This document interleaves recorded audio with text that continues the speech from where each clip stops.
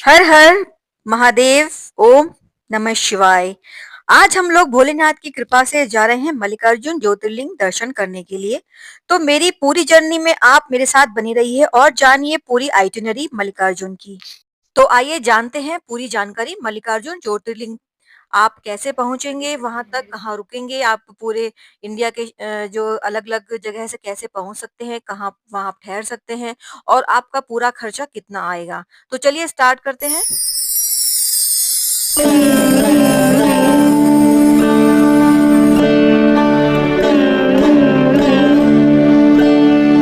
जैसा कि आप लोग जानते हैं मल्लिकार्जुन ज्योतिर्लिंग हमारे देश के 12 ज्योतिर्लिंगों में दूसरा प्रमुख ज्योतिर्लिंग है और देश भर से भक्तगण यहाँ पर दर्शन करने के लिए आते हैं। मल्लिकार्जुन ज्योतिर्लिंग आंध्र प्रदेश के श्रीशैलम में कृष्णा नदी के तट पर स्थित है। और सबसे प्रमुख बात यह है कि आप मल्लिकार्जुन ज्योतिर्लिंग में ज्योतिर्लिंग के साथ साथ एक शक्तिपीठ के भी दर्शन कर सकते हैं।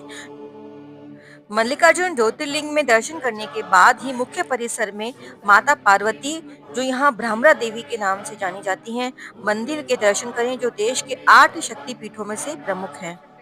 तो आइए सबसे पहले हम जानते हैं कि आप देश के विभिन्न विभिन्न जगहों से श्री सेलम तक किस तरह से पहुंच सकते हैं। श्री सेलम में कोई रेलवे स्टेशन नहीं है, सबसे प्रमुख बात यह है।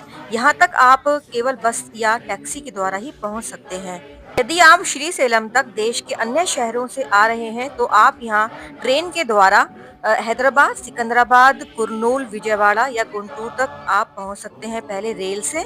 आपको डायरेक्ट ट्रेन हैदराबाद या सिकंदराबाद तक मिल सकती है आराम से देश के अन्य शहरों से, यदि आप यहाँ पहुँच रहे हैं श्री सेलम में ज्योतिर्लिंग के दर्शन करने के लिए। हैदराबाद तक पहुंचने के बाद आप यहाँ के महात्मा गांधी बस स्टेशन से श्री सेलम के लिए यहाँ पर नियमित रूप से बसें चलती रहती हैं, जिनकी दूरी लगभग 210 किलोमीटर है और आप 5 से 6 घंटे के अंदर श्री सेलम तक पहुंच सकते हैं। यदि आप विजयवाड़ा, कुर्नूल या गुंटूर तक आ रहे हैं, तो यहाँ से भी श्री सेलम के लिए पर्याप्त बस सेवा उपलब्ध है और आप अपनी प्राइवेट टैक्सी भी यहाँ से कर सकते हैं। और यहाँ पर मैं आपको जानकारी दे दूं कि श्री सेलम का सबसे नजदीकी रेलवे स्टेशन मार्कापुर है और यह मंदिर का सबसे नजदीकी रेलवे स्टेशन है, जिसकी दूरी लगभग 85 किलोमीटर है। यहाँ से स्थानीय बस या टैक्सी पकड़कर आप आसानी से 2 घंटे के अंदर तक श्री सेलम पहुँच सकते हैं। यदि आप देश के अन्य शहरों से श्री सेलम तक आ रहे हैं तो आप अपनी टैक्सी या बस को प्री बुक करके ही आएं। यदि आप चेन्नई से आ रहे हैं तो आप यहाँ सबसे पहले ट्रेन से गुंटूर या मार्कापुर आ सकते हैं, फिर वहां से बस या टैक्सी के द्वारा डायरेक्ट श्री सेलम तक पहुंच सकते हैं। यदि आप एरोप्लेन से पहुंचना चाहते हैं श्री सेलम तक तो आपको पहले हैदराबाद एयरपोर्ट तक आना होगा बाय एयर। उसके बाद आप हैदराबाद पहुंचकर वहां से टैक्सी या बस के द्वारा डायरेक्ट श्री सेलम तक पहुंच सकते हैं। तो ये थी पूरी जानकारी, आप अन्य शहरों से श्री सेलम तक कैसे पहुंच सकते हैं। तो आइए अब जानते हैं कि वहां पे आपको ठहरने की सुविधा कैसे मिलेगी। कि श्री सेलम में पहुंचने के बाद वहां पर देवस्थानम ट्रस्ट के द्वारा संचालित धर्मशालाएं आपको आसानी से मिल जाएंगी, जिनका रूम का किराया एसी और नॉन एसी का अलग अलग रहता है और जिनका जो प्राइस है वो बहुत ही मिनिमम रहता है। और ट्रस्ट के गेस्ट हाउस और प्राइवेट होटल भी आपको उपलब्ध हैं। अधिकतर धर्मशालाएं और लॉज मंदिर से लगभग 1 से 2 किलोमीटर के दायरे में ही आपको आसानी से मिल जाते हैं। आंध्र प्रदेश देवस्थानम बोर्ड मंदिर के पास साफ सुथरे और बजट फ्रेंडली कमरे उपलब्ध कराता है। श्री शिव सदन, मल्लिकार्जुन सदन, श्री गुरु सदन, ये यहाँ के लोकप्रिय सरकारी विकल्प हैं, जो कि मंदिर से मात्र 1 से 1.5 किलोमीटर की दूरी पर ही आपको मिल जाते हैं। और इनमें एसी और नॉन एसी दोनों प्रकार के रूम आपको मिलेंगे। 2 बेड, 3 बेड, 4 बेड वाले कमरे भी आसानी से आपको उपलब्ध हो जाएंगे। जैसे कि आप अगर बड़े एक ग्रुप में आ रहे हैं तो आप 4 बेडरूम वाला रूम भी यहाँ पर उपलब्ध है।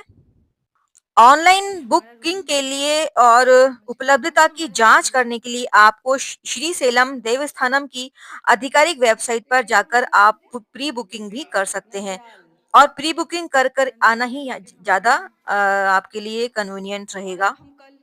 यदि आपका बजट कम है तो आप मंदिर की ट्रस्ट की धर्मशालाएं आपके लिए एक बेहतरीन विकल्प है और इसके अलावा आप यहाँ पे प्राइवेट होटल भी बुक कर सकते हैं। जैसा कि आप देख सकते हैं यहाँ पर हम एक प्राइवेट होटल में आए हैं और हम श्रीशैलम में नहीं रुके थे, हम लोग रुके थे नंदालय में हम लोग रुके थे और जो कि श्रीशैलम से थोड़ा-सा पहले है। वहाँ पर ये आप देख सकते हैं यहाँ का एक होटल का रूम है, काफ़ी अच्छा कन्वीनिएंट एसी और श्रीशैलम में हिंदू माला सत्रम एक प्रमुख धर्मशाला है। ये मंदिर से लगभग 1 किलोमीटर की दूरी पर ही आपको मिलती है। यहाँ पर 3 बेड वाले एसी और नॉन एसी कमरे आपको मिल जाते हैं। अगर आप प्राइवेट होटल्स में रुकते हैं तो आम तौर पर आपको किराया 1000 से शुरू होकर वो सुविधाओं के अनुसार आपका जैसे आप एसी लेते हैं तो बढ़ता जाता है। मिनिमम आपको 1000 रुपीज़ में कमरे यहाँ मिल जाएँगे आसानी से। अगर आप महाशिवरात्रि या छुट्टियों के दौरान आना चाहते हैं श्रीशैलम में तो ध्यान रहे यहाँ पहले ऑनलाइन बुकिंग कर ही आप यहाँ आने का प्लान करें अन्यथा आपको यहाँ धर्मशाला में रूम या होटल्स में रूम मिलने में परेशानी का सामना करना पड़ सकता है। और अगर आप जनरल सामान्य दिनों में आ रहे हैं तो आप ऑन द स्पॉट भी आपको आराम से कमरे उपलब्ध हो जाते हैं। इसमें कोई भी दिक्कत का सामना आपको करना नहीं पड़ेगा। धर्मशालाओं में भी ट्रस्ट के जो गेस्ट हाउसेज़ हैं और होटल्स में भी आपको आसानी से कमरा मिल जाएगा। श्रीशैलम में मंदिर ट्रस्ट के द्वारा संचालित कमरों का किराया ₹500 से स्टार्ट हो जाता है और जो डिपेंड करता है एसी और नॉन एसी रूम पर। नॉन एसी रूम का किराया ₹500 और जो एसी रूम्स हैं उनका किराया ₹1000 तक आपको मिल जाएगा।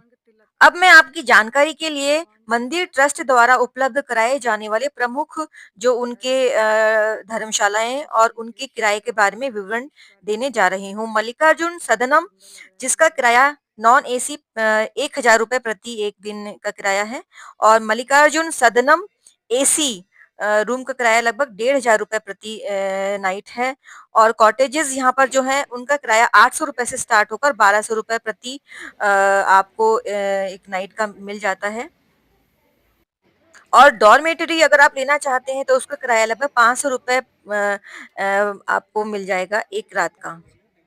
आप रूम्स की बुकिंग करने के लिए आंध्र प्रदेश के टूरिज्म या श्रीशैलम देवस्थानम की आधिकारिक वेबसाइट का यूज़ आप कर सकते हैं। वहाँ पर जाके आप आराम से सर्च करके अपना रूम बुक कर सकते हैं। तो ये थी आपकी पूरी जानकारी कि आप श्रीशैलम में अगर अपने इंडिया के दूसरे शहरों से आ रहे हैं तो आप कहाँ और कैसे रुक सकते हैं। यह भारत के उन चुनिंदा ज्योतिर्लिंगों में से एक है जो ज्योतिर्लिंग होने के साथ-साथ शक्तिपीठ ब्रह्मरा देवी का शक्तिपीठ भी है।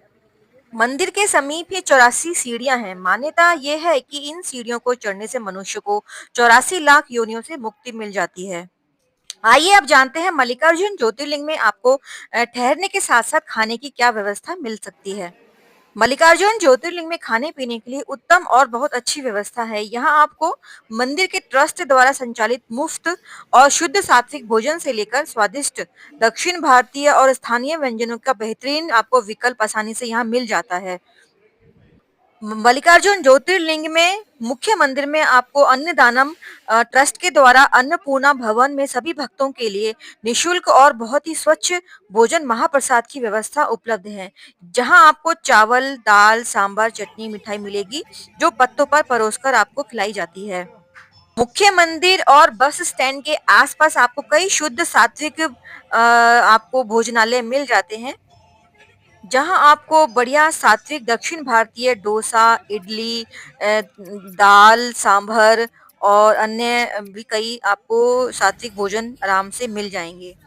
मल्लिकार्जुन ज्योतिर्लिंग आने का सबसे अच्छा समय अक्टूबर से लेकर मार्च तक का बहुत अच्छा समय माना जाता है, जहाँ आपको मौसम बहुत सुहावना मिलता है और मार्च के बाद यहाँ पर गर्मी का ज़्यादा यहाँ पर प्रकोप बढ़ जाता है, जिसमें आपको मंदिर घूमने में काफ़ी जो है दिक्कत का सामना करना पड़ सकता है। और अब ये हमारी जर्नी स्टार्ट हो गई है मल्लिकार्जुन ज्योतिर्लिंग श्रीशैलम के लिए। हम लोग बस से जा रहे हैं। हमने अपनी प्राइवेट टेम्पो ट्रैवलर की थी बैंगलोर से। हम लोगों ने स्टे किया था नंदालय जो कि श्रीशैलम से लगभग 160 किलोमीटर दूर है और नंदालय से श्रीशैलम जाने में लगभग 4 घंटे का समय लगता है। चूँकि हम बैंगलोर से आए थे तो हमने बीच में 1-2 जगह और भी घूमा था आंध्र प्रदेश में जैसे कि बेलम गुफाएँ और हमने घूमा था गंडीकोटा आंध्र प्रदेश में। तो आज हम लोग जा रहे हैं नंदालय से श्रीशैलम के लिए और अब हमें लगेगा 4 घंटे का समय। और आप कहीं से भी आ रहे हो और आपको श्रीशैलम जाने के लिए नल्ला मल्लाई फॉरेस्ट से गुजरना पड़ेगा। ये थोड़ा हिल एरिया है और इसमें आपको थोड़ा समय लग सकता है। तो अब हमने ये जाना कि हम अगर देश के किसी भी शहर से मल्लिकार्जुन ज्योतिर्लिंग दर्शन करने के लिए आ रहे हैं तो हम किस तरह से आ सकते हैं, कहाँ हम ठहर सकते हैं और हमें खाने की व्यवस्था कैसे मिलेगी। तो अब हम जानते हैं वहाँ दर्शन करने के लिए आपको किन किन बातों का ध्यान रखना अति आवश्यक है। श्री सेलम मल्लिकार्जुन में दर्शन 2 तरीके से किए जाते हैं। एक वहाँ पर स्पर्श दर्शन किए जाते हैं, जहाँ उसका टिकट आप ऑनलाइन बुक आपको करना पड़ता है, जिसे आप लगभग 1 से 2 महीने पहले इसकी बुकिंग स्टार्ट हो जाती है और उसे सिर्फ़ ऑनलाइन ही बुक किया जाता है, जो कि ₹500 प्रति व्यक्ति टिकट प्रति व्यक्ति है। और अगर आप स्पर्श दर्शन का टिकट बुक नहीं कर पाए हैं तो आपके पास डायरेक्ट श्री सेलम में भी ऑप्शंस रहते हैं। इसमें श्री सेलम जाकर आप 3 तरह से टिकट ले सकते हैं। एक यहाँ पर फ्री दर्शन होते हैं जिसमें आपसे कोई चार्ज नहीं लिया जाता है और इसकी लाइन बहुत अधिक लंबी होती है। दूसरा आप शीघ्र दर्शन का टिकट ले सकते हैं। इसका किराया ₹150 प्रति व्यक्ति होता है, जिसमें लाइन थोड़ी जल्दी चलती है। और तीसरा होता है अति शीघ्र दर्शन किए जाते हैं, जिसका टिकट ₹300 का मिलता है और इसमें दर्शन के लिए लाइन अलग होती है और आप बहुत ही अति शीघ्र दर्शन ज्योतिर्लिंग मल्लिकार्जुन के कर लेते हैं। लीजिए अब हम पहुँच गए हैं श्रीशैलम। हम लोग एंटर कर रहे हैं और ये है श्रीशैलम चेक पोस्ट। तो इस तरह से आप मल्लिकार्जुन ज्योतिर्लिंग जाकर भी आप टिकट ले सकते हैं अगर आप ऑनलाइन टिकट बुक नहीं कर पाए हैं। ये थी आवश्यक जानकारी टिकट से जुड़ी हुई, जिसको जानना अति आवश्यक है। अब हम जान लेते हैं यहाँ पर पहुँचकर आपको किस तरह के आप परिधान पहन सकते हैं। यहाँ पर आप केवल पारंपरिक परिधान ही पहनकर अंदर जा सकते हैं मंदिर में, जैसे कि महिलाएं साड़ी और सलवार सूट पहन सकती हैं। वहीं जो पुरुष हैं वो धोती कुर्ता पजामा पहन सकते हैं। यहाँ पर आधुनिक वस्त्र पहनकर अंदर श्रीशैलम मल्लिकार्जुन ज्योतिर्लिंग में प्रवेश नहीं दिया जाता है। यहाँ अब आपको अपनी जो जिस भी व्हीकल से आप आए हैं वहाँ खड़ी करने के बाद इस तरह से आपको अंदर अब पैदल ही जाना होता है। हमने अपनी टेम्पो ट्रैवलर को खड़ी कर दिया था और अब यहाँ से पैदल चलना स्टार्ट हम कर रहे हैं। चलिए अब जानते हैं मंदिर में दर्शन करने का समय। मंदिर में दर्शन करने के लिए जो मंदिर के पट हैं वो सुबह 4:30 बजे से ही खुले रहते हैं और ये दोपहर को 1 से 1:30 बजे तक खुले ही रहते हैं। उसके बाद मंदिर जो है बंद हो जाता है और दोबारा वो पुनः खुलता है 3 बजे से। आप दोबारा दर्शन कर सकते हैं रात को 9:30 10 बजे तक मंदिर जो है वो खुला रहता है दर्शनों के लिए। ये थी जानकारी दर्शनों से जुड़ी हुई। अ, अब हम जानते हैं यहाँ प्रसाद आप कैसे ले सकते हैं। जो आप स्पर्श दर्शन का टिकट आप लेते हैं, उसके साथ आपको प्रसाद फ्री दिया जाता है, लड्डू जो मिलता है। स्पर्श और ये अति शीघ्र दर्शन के साथ जो आप टिकट लेते हैं, उसके साथ भी आपको प्रसाद का जो एक लड्डू है, वो फ्री मिल जाता है और इसमें आपको छोटी लाइन में आपको आराम से आप अपना जो है प्रसाद ले सकते हैं। और अगर आप अलग से और प्रसाद लेना चाहते हैं, लड्डू, जो इसका किराया जो है वो तो आपको ₹20 मिलता है 1 लड्डू का और उसकी लाइन थोड़ी अधिक लंबी होती है, तो आपको लेने में काफ़ी समय लग जाता है। तो आप वो और एक छोटी लाइन होती है जिसमें लड्डू ₹80 मिलता है, 1 लड्डू आपको देना पड़ता है ₹80 और उसकी लाइन बहुत छोटी होती है और आप कम समय में प्रसाद ले सकते हैं। ये थोड़ा-सा यहाँ पर है प्रावधान। और अब देखिए यहाँ से आप मुख्य मंदिर के दर्शन कर सकते हैं। वो जो सामने वो दिख रहा है मंदिर है वो सामने, मुख्य मंदिर है ज्योतिर्लिंग वो वाला मल्लिकार्जुन, मंदिर यहीं है से वो। आप दर्शन कर लीजिए। क्योंकि ओम नमः मल्लिकार्जुन शिवाय, ज्योतिर्लिंग में अंदर आप ओम नमः कोई भी शिवाय, मोबाइल, कैमरा ओम नमः कुछ भी शिवाय, अलाउड नहीं है। एक ओम काउंटर पे नमः आपको शिवाय, अपना कैमरा जो है ओम और नमः जो शिवाय। भी आप मोबाइल है वो आपको रखना पड़ता है और उसका वो थोड़ा बहुत आपसे पेमेंट उसका नमः करना पड़ता शिवाय, है। तो अंदर कुछ भी अलाउड नहीं है, फ़ोटोज़, वीडियोज़ आप नहीं बना सकते हैं। यदि आप महाशिवरात्रि और अन्य किसी प्रमुख त्योहार के दिन अगर दर्शन करने के लिए आ रहे हैं श्रीशैलम में, तो आपको अत्यधिक भीड़ यहाँ पर मिलेगी और जिसमें आपको बहुत ही मुश्किल होगा, लंबी लाइनें होंगी और काफ़ी समय आपको लग जाएगा और आप यदि यदि ऑफ सीज़न मल्लिकार्जुन ज्योतिर्लिंग में दर्शन करने के लिए आते हैं, तो वहीं आपको बहुत ही कम भीड़ मिलती है और लाइनें बहुत छोटी होती हैं और आप बहुत ही कम समय में मंदिर में दर्शन कर सकते हैं।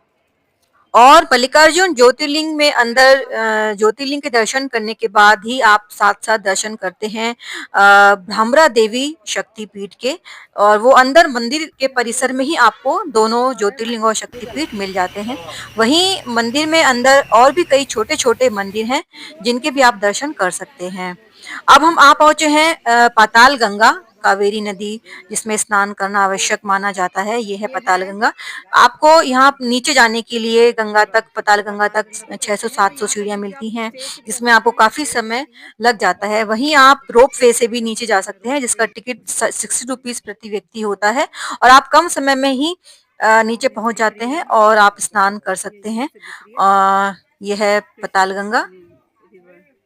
और साथ में ही आप यहाँ पे जब ज्योतिर्लिंग के दर्शन करने के आएँगे तो साक्षी गणपति जी मंदिर है, वहाँ भी आप दर्शन कर सकते हैं, वो भी बहुत प्रमुख मंदिर है साक्षी गणपति जी का मंदिर, भगवान श्री गणेश का मंदिर है। और भी यहाँ पे अन्य कई छोटे-छोटे मंदिर हैं, जिनके दर्शन करना अगर आप चाहें तो आप कर सकते हैं अगर आप श्रीशैलम रुक रहे हैं तो। हमने ये सब कुछ जाना आज पूरी आइटिनरी मल्लिकार्जुन ज्योतिर्लिंग से जुड़ी हुई। यदि आप भी मल्लिकार्जुन ज्योतिर्लिंग की यात्रा का प्लान बना रहे हो, तो आशा करती हूँ कि ये जानकारी आपके लिए बहुत ही महत्वपूर्ण साबित होगी। चलिए अब आप सभी से विदा लेते हैं।